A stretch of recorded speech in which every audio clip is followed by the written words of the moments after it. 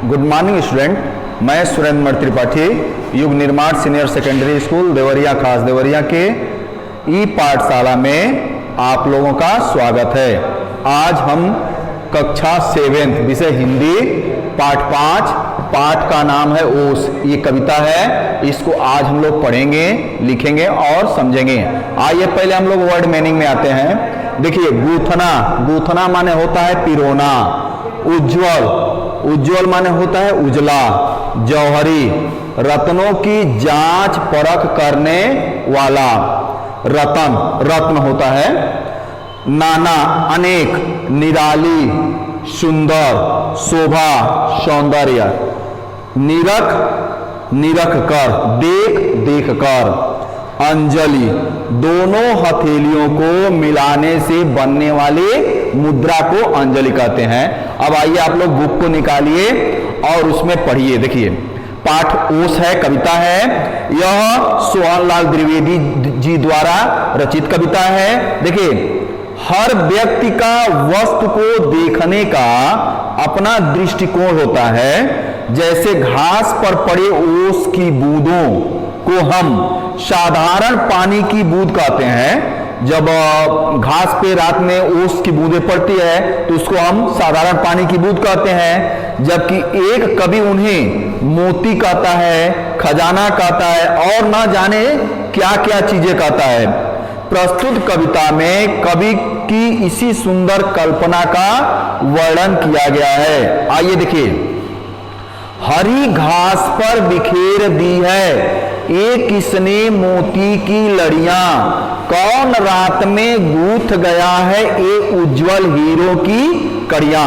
कवि कहता है, जब रात में ओस गिरा हुआ है, घास पे ओस की बूंदें पड़ी है, उसको देखकर कहता है कि यह जो हरी हरी घास है उस पे यह मोती जैसा मोती कौन छीट दिया है, और रात में मोतियों की माला बना दिया है जो अच्छे हीरो की माला बन गई है। जुगनू से जगमग जगमग कौन चमकते हैं चमचम, नभके नन्हे तारों से कौन दमकते हैं दमदम।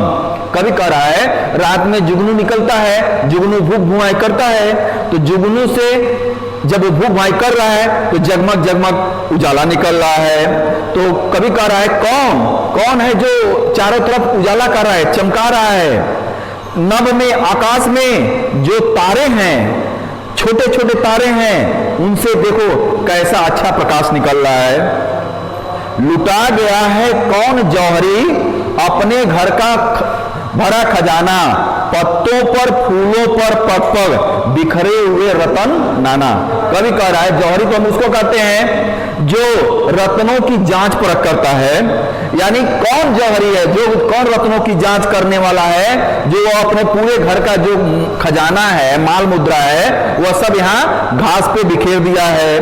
पत्तों पर और फूलों पर हर जगह जगह यह रतन अनेक प्रकार से जो खजाना है बिखरा पड़ा हुआ है। बड़े सवेरे मना रहे हैं कौन खुशी में यह दिवाली, वन उपवन में जला दी है किसने दिवाली निराली।